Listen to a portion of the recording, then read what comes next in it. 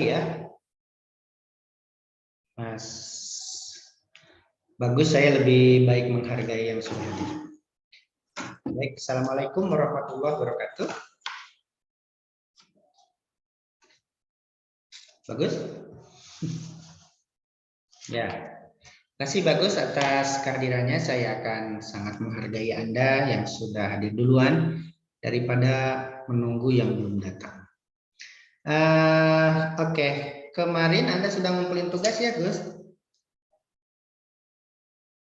Gus? Suara Bagus masih unmute. Oh, maaf Pak. Oke. Udah Pak. Kemarin sudah ngumpulin tugas ya? Udah Pak. Tentang apa itu konflik, mengapa konflik terjadi, bagaimana menyelesaikan konflik, dan bagaimana menghindari konflik sosial. Tapi sebelumnya, marilah kita mulai dengan bersama-sama melafalkan basmalah. Bismillahirrahmanirrahim. Bagus, masih ingat apa itu konflik sosial yang kamu temukan kemarin? Bentar Pak, saya buka lagi. Ya. Soalnya banyak yang dipikirin jadi nggak bisa ini. Tak buka lagi Pak ya sebentar. Mana ya? Ya yang ini aja yang diingat. Yang ingat apa Bagus? Ini. Ya Pak? Yang masih ingat apa? Oh ini. Jadi yang pertama itu kan konflik sosial itu adalah satu ini proses di mana apa antara satu orang atau banyak orang yang mana itu ada satu relasi yang berusaha untuk menyingkirkan satu antara yang lain. Oke, itu ya, menyingkirkan satu yang lain. Oke, sip. Mengapa konflik terjadi? Andrian, masih ingat nggak? Masih ingat Pak. Mengapa konflik terjadi? Ya, karena dari konflik terjadinya itu yang pertama mungkin penyebab adanya peraturan-peraturan yang mungkin dilanggar oleh salah satu pihak gitu Pak. Peraturan dilanggar. Terus? Ya, dan kemudian adanya ketidakadilan di suatu daerah tersebut. Terus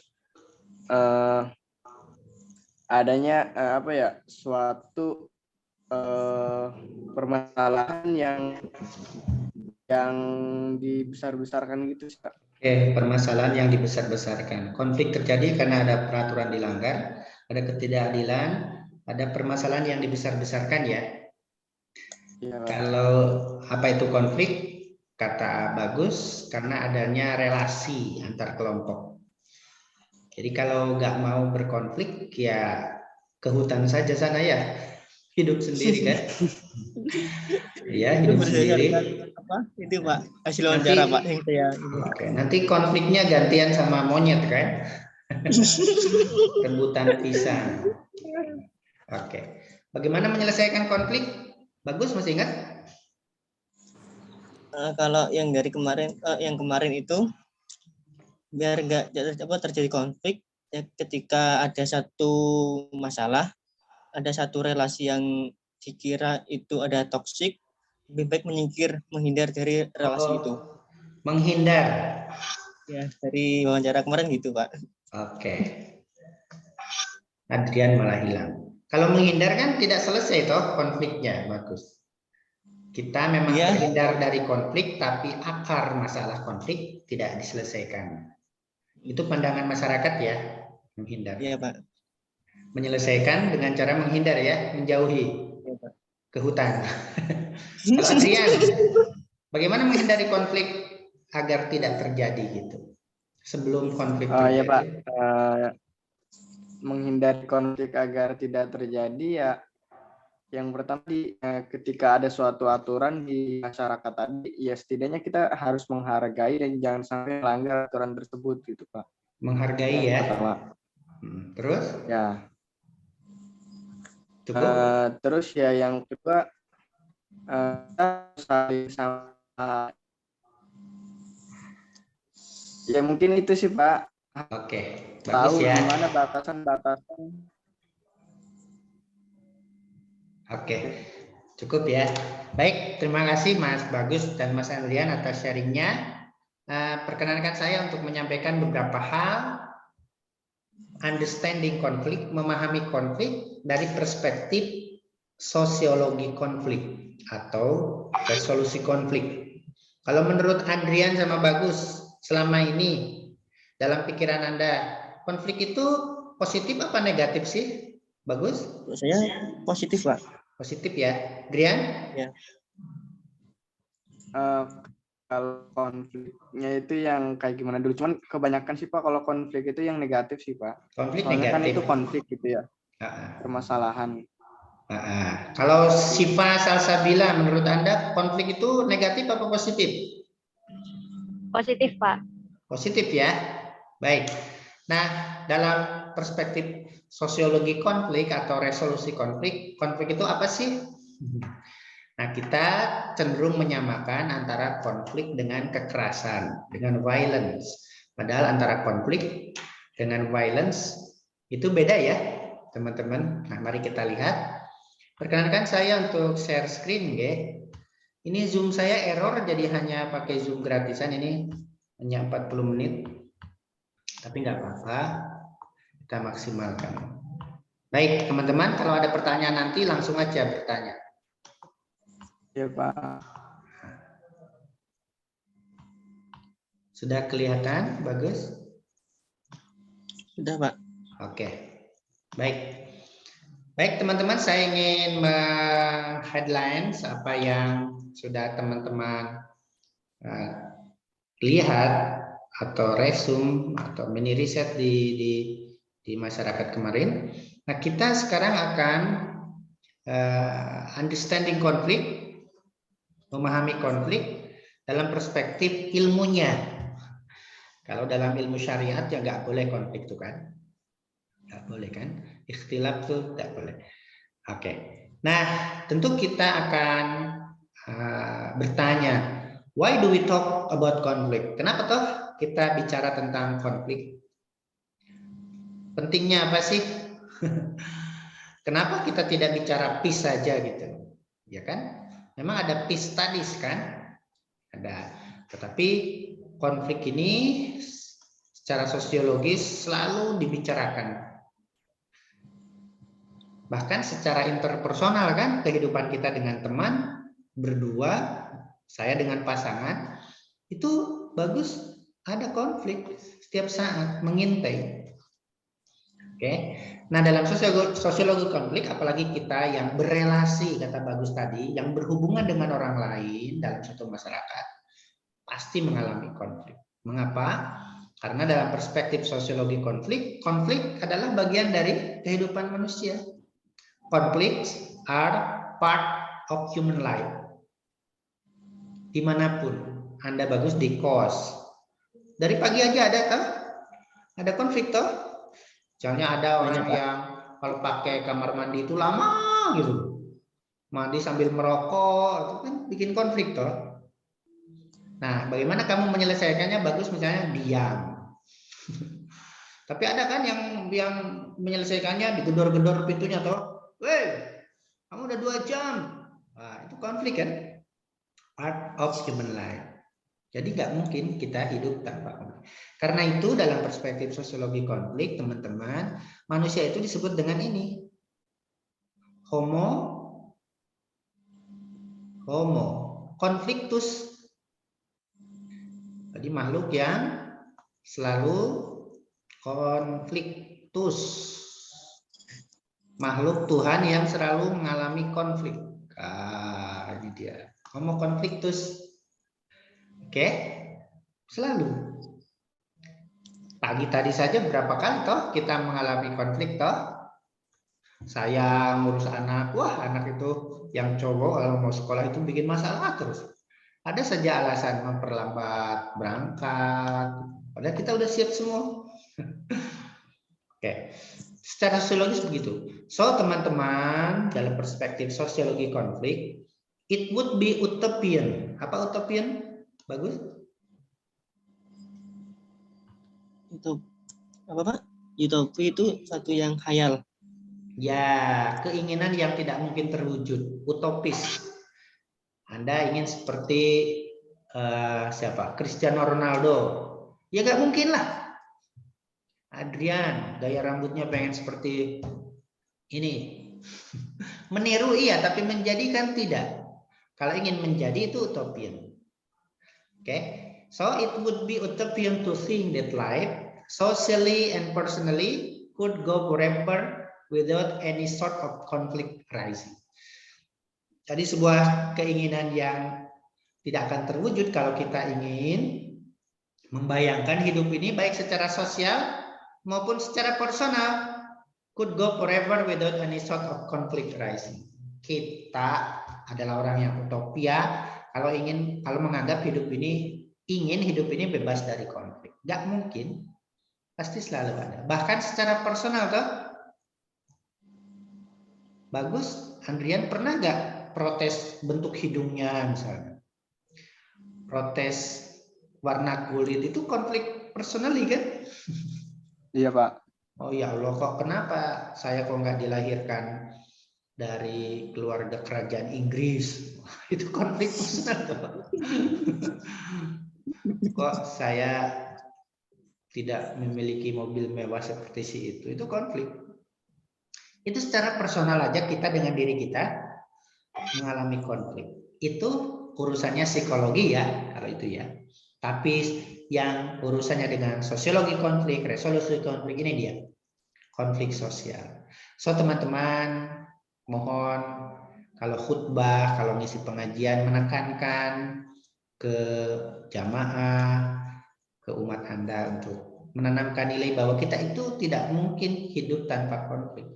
Tidak mungkin hidup tanpa perbedaan. Itu part of life. Jadi nggak bisa ingin orang sholatnya seperti kita. Ingin orang ngajinya seperti kita. Ingin orang cara rukunya, cara takbiratul ihramnya seperti kita. Ya nggak bisa. Karena kita berbeda-beda. Karena ini homo complicus ini ya. Oke, itu dia. Itu ya. So, it is utopian. Pak, kalau Anda nanti dengan pasangan Anda bagus, Anda dengan pasangan loh yang sudah sah suami istri, itu setiap hari pasti ada konflik kalau kita tidak pandai memahaminya. Oke. So, kenapa kok begitu? Karena dalam perspektif sosiologi konflik, sifat konflik itu ini. Oke. Ini yang penting, opposition. A conflict involves opposition that often generate conflict. Jadi kata kuncinya opposition. Apa opposition itu? Oposisi itu berlawanan, berkebalikan. Ya toh? Hari ini saja kita mengalami konflik toh. Rencana kita mau luring, ternyata diwajibkan daring. Ada opposition, ada keberkebalikan, ada pertentangan antara yang diinginkan dengan kenyataan. Karena itu sosiologi konflik mengatakan konflik are atau is part of human life. Di kos saja kan, Anda dari pagi toh pasti ada opposition dengan teman toh. Pergi ke warung makan sarapan. Anda bilang gak usah pakai sambal, Bu. Malah sama ibunya salah dengar dikasih sambelnya banyak-banyak. Opposition kan? Dan itu terjadi setiap hari. Betul ya, bagus ya. Kan si Mbok ini yang jualan nasi kan pendengarannya sudah kurang toh. Dibilang nggak boleh pakai sambal, malah dipakainya sambal. Nah gitu dia. Opposition. Oke, itu dia. Nah teman-teman, itu intinya dalam sosiologi konflik bahwa pengertian konflik itu ketika terjadi opposition, perbedaan, pertentangan, beda. Oleh karena itu nggak mungkin kita tanpa konflik kan teman-teman ya. Beda. Anda aja di mahasiswa beda toh. Cara pakai bajunya, cara pakai jilbab, cara sholat, organisasi ekstranya, organisasi intranya. So itu ada part of our life, kenyataan kita.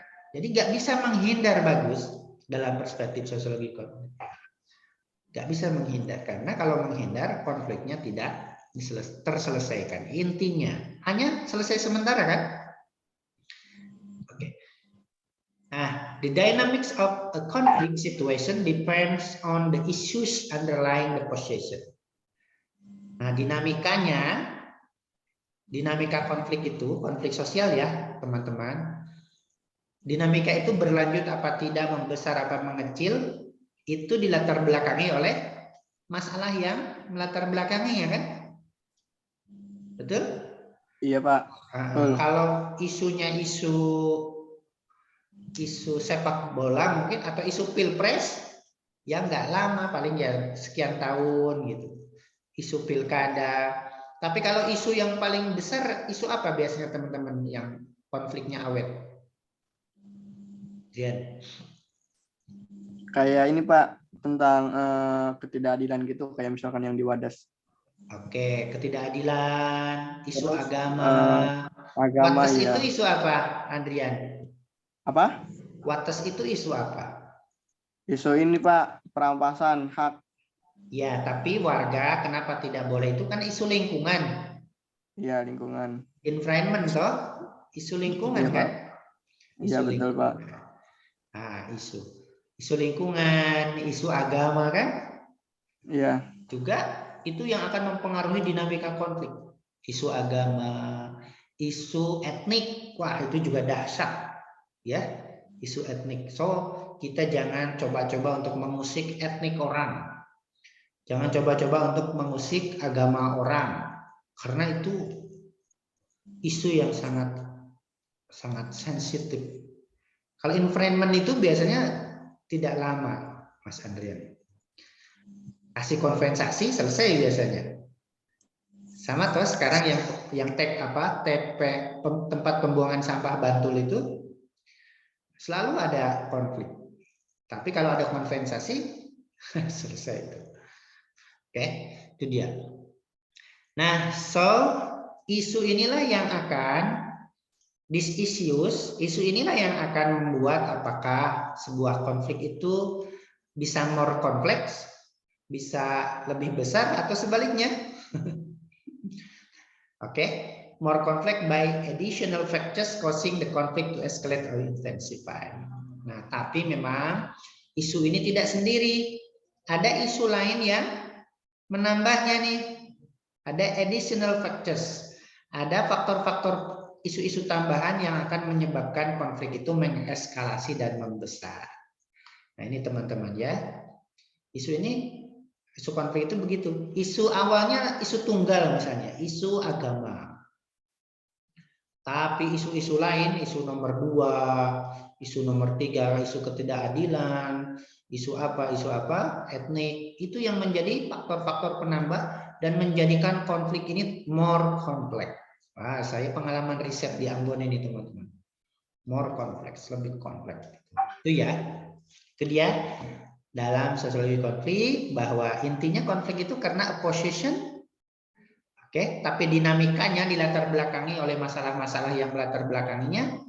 Masalah awalnya biasanya tunggal, trigger istilahnya sebagai pemicu, tapi di belakangnya akan ada isu-isu lain yang menyebabkan konflik semakin membesar. Itu kawan-kawan.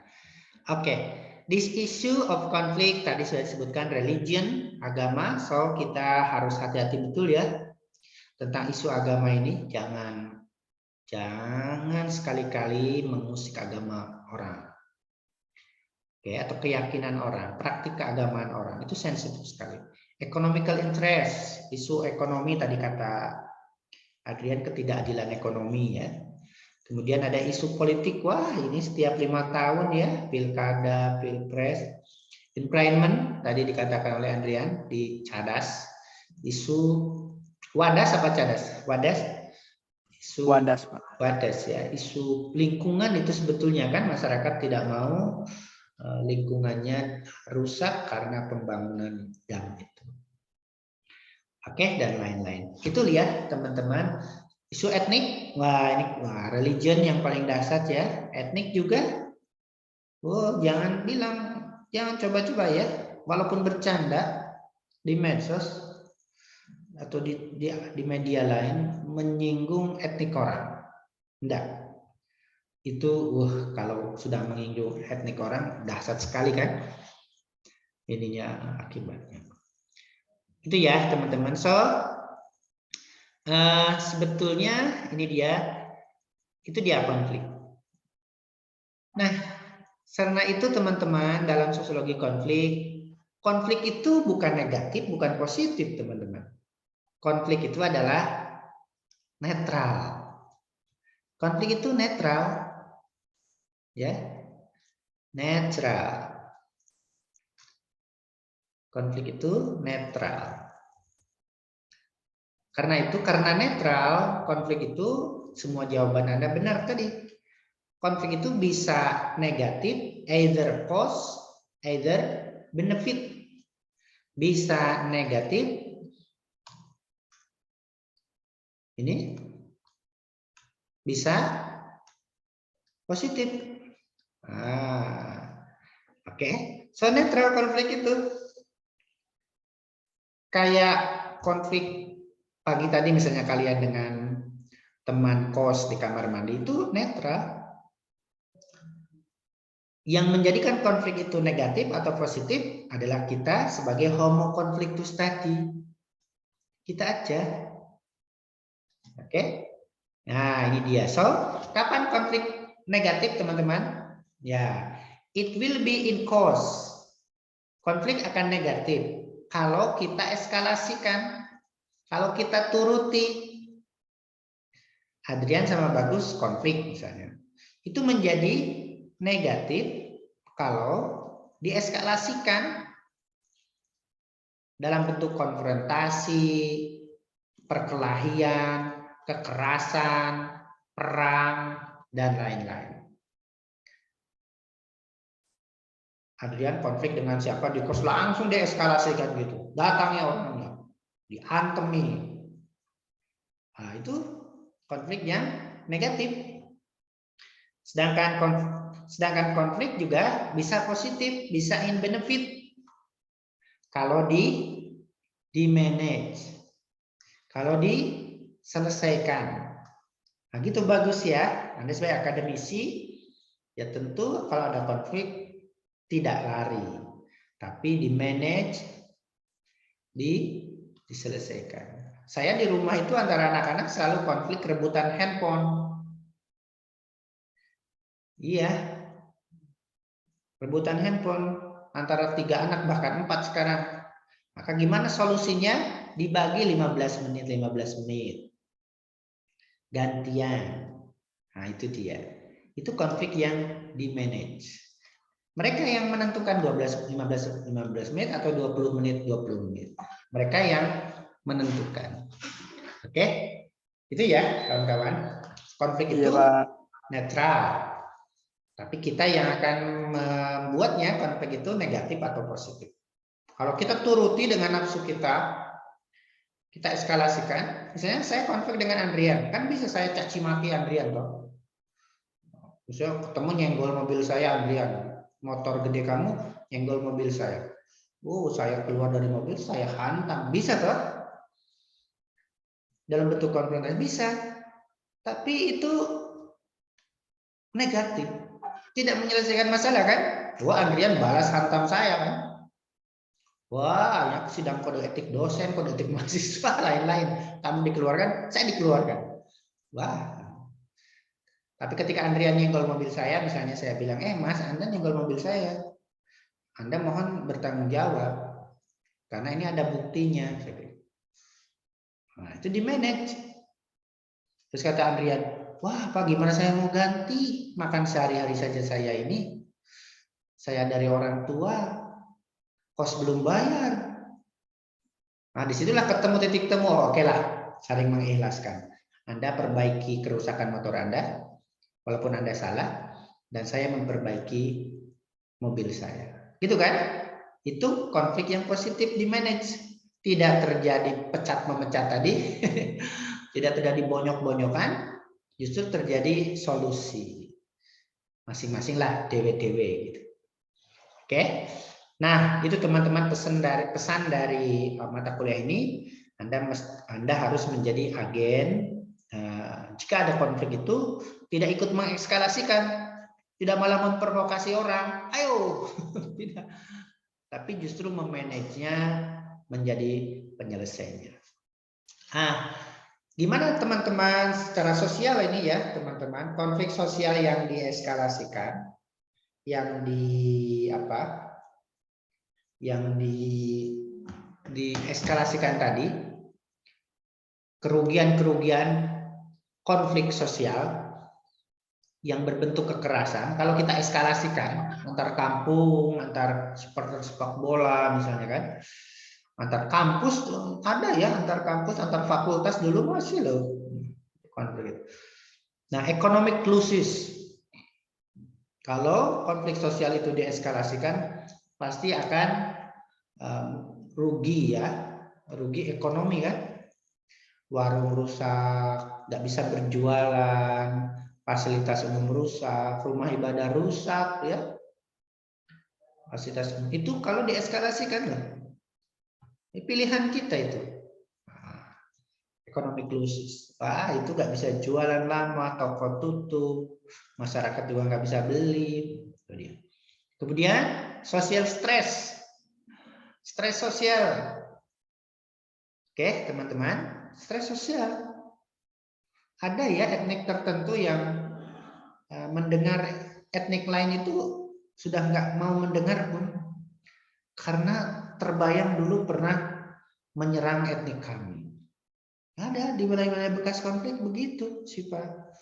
Iya, stres sosial. Nah, social impasse, kebuntuan sosial. Ada sampai sekarang di wilayah bekas konflik sudah tidak ditemukan lagi satu kampung yang penghuninya Muslim Kristen, nggak ada. Iya, saya kan riset bertahun-tahun di sana.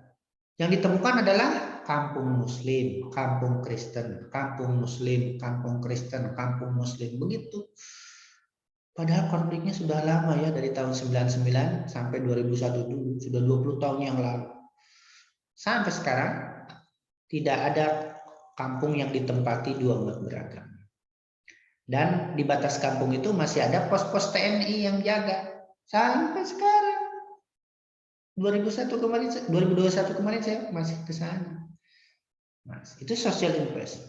Itu akibat panjang dari konflik sosial yang kekerasan yang dieskalasikan. Padahal sebetulnya kan semua kampung, semua kota mengalami konflik toh. Konflik parkir, coba. Masalah parkir.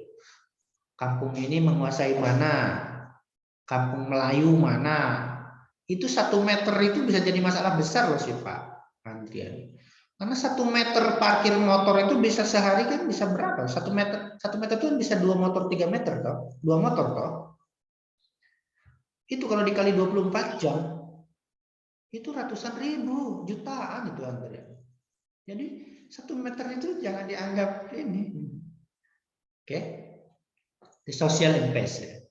Sedih kalau lihat kampung-kampung yang sudah tidak berbau itu.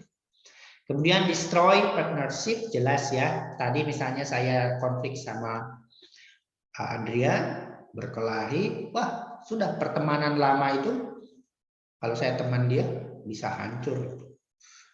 Persaudaraan itu hancur karena di keluarga itu ya teman-teman yang rebutan warisan itu ya, konflik yang sampai berkelahi itu kan sampai nggak mau sapa-sapaan ya, lebaran nggak mau ketemu.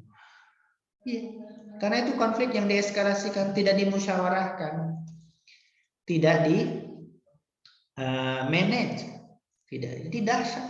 Pilihannya gampang sebetulnya ya secara teoretik. Apakah mau dieskalasikan atau mau di manage?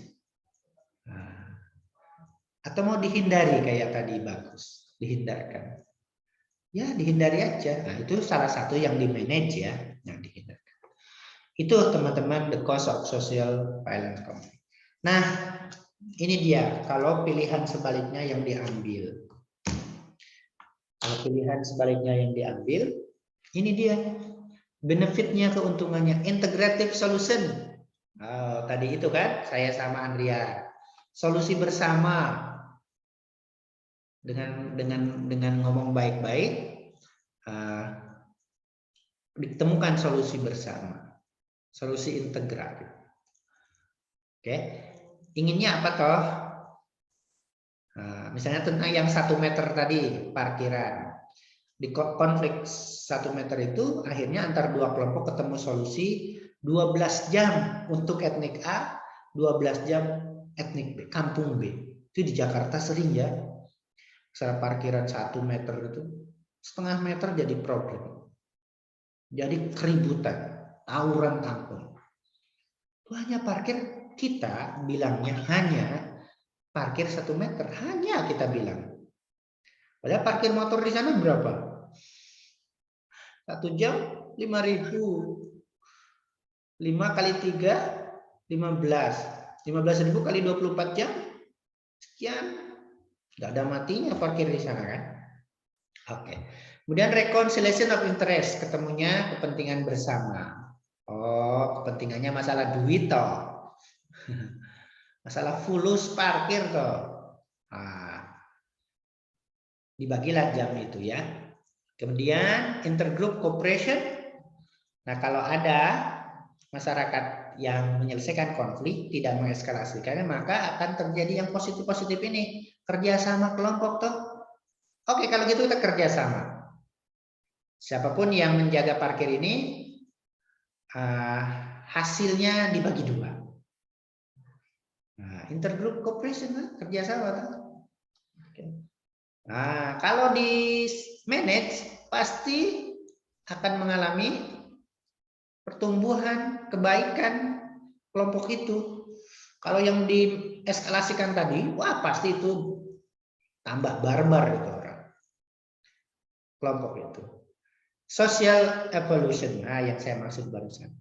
Kelompok, organisasi mahasiswa kemasyarakatan yang selalu memanage, yang selalu menyelesaikan konfliknya, maka kelompok itu akan mengalami evolusi sosial. Akan selalu berkembang ke arah lebih baik. Tidak tambah barbar. Itu dia ya. Dan lain-lain ini dari satu buku ya teman-teman. Oke. So, teman-teman sekalian, kita perlu, masyarakat perlu tentang resolusi konflik ini, resolution ini. Oke, atau konflik manajemen ini. Mengapa toh?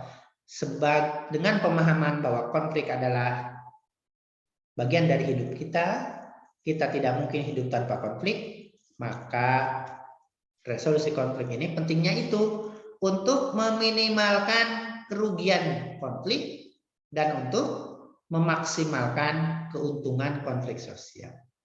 Jadi to minimize cost of conflict and to maximize the benefit of conflict. Karena konflik itu selalu ada, nggak mungkin. Saya katakan sekali lagi, dengan istri saya saja, setiap saat pasti ada konflik. Apalagi kehidupan masyarakat antar masyarakat kan, interkomunal kan. Ini interpersonal aja pasti. Pasti. Apa pilihannya cerai ketika ada konflik dengan istri? Ya enggak kan, tapi diselesaikan toh, dibicarakan. Kenapa toh? Oh gitu, Bu. Kan gitu. Bu, dihargai istri ini tuh. Ya maaf. Nah itu dia. Ya maaf saya salah. Gitu aja. Selesai kalau itu Andrea. Jangan ditabok. Itu enggak tambah masalah itu kan.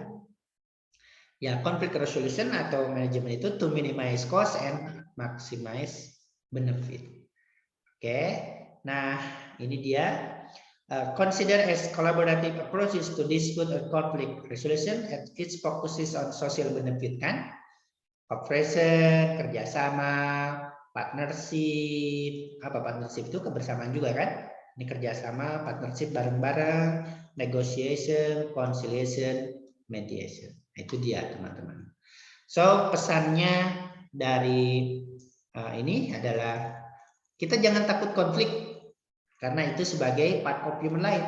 Don't afraid of conflict. Jangan takut karena konflik. Tetapi walaupun demikian, jangan buat masalah dong. But Don't let it to escalate.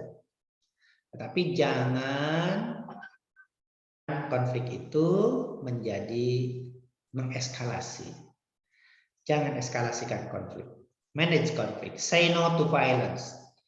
Katakan tidak untuk kekerasan. Bukan say no to konflik, karena konflik sebagai bagian dari hidup kita. Yang say no itu to violence. Oke, kawan-kawan. Ini dia tadi ya. Not it to escalate social violence. So, don't let it to be violence. Jangan biarkan konflik sosial sebagai fakta, sebagai bagian dari kehidupan manusia, sebagai makhluk sosial dan makhluk konflik, homo conflictus. Jangan biarkan itu, oke? Nah, itu teman-teman poin dari konflik sosial ini, pengertiannya, isunya, yang melatar belakanginya, dan bagaimana kita menyikapi dan bagaimana manusia pada umumnya menghadapi konflik ini. Ada yang mengeskalasikannya sehingga negatif dan ada yang memanagenya sehingga menjadi benefit, menjadi positif. Baik. Mungkin ada pertanyaan dari teman-teman, silakan. Andrian, bagus. Pak, mau tanya. Ya. Kan tadi kan di penjelasan jenengan kan saat apa di dalam konflik itu harus ada penyelesaian ya.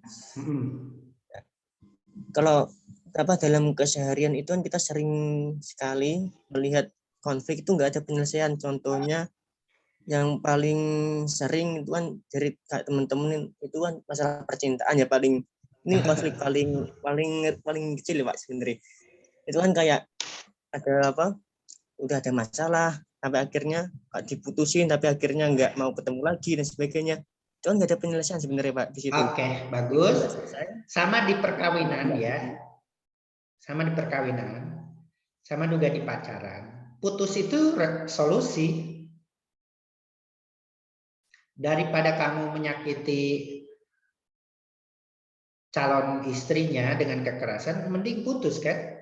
Kan ada masalah toh, tidak dapat diselesaikan, maka lebih baik putus. Sama, dalam perkawinan, cerai itu solusi, resolusi bagus. Kalau naudzubillah ya, kalau Anda bagus nanti dengan pasangan, ada masalah, Andrian, ada masalah dengan istri, dan tidak ketemu itu titik temunya, jangan sakiti. Kembalikan saja ke orang tuanya. Jadi artinya perceraian itu resolusi toh, resolusi konflik kan, menyelesaikan konflik. Jangan pakai violence, jangan pakai kekerasan, jangan disetrika. Ada kasus suaminya trika istri. Jangan dikasih air keras. Ada yang mukanya disiram air keras ya, Sipa ya, sampai rusak. Itu konflik yang dieskalasikan, disiram dengan air keras, disetrika, dibunuh kan kemarin ada ya, dibunuh guru di Bandung tuh, dibunuh loh istrinya oleh mantan suaminya. Nah, ambil walaupun itu tidak disukai oleh Allah Subhanahu Wa Taala, cerai itu adalah emergency exit, resolusi konflik paling akhir. Itu bagus ya. Tidak ada masalah yang tidak ada solusinya kalau kita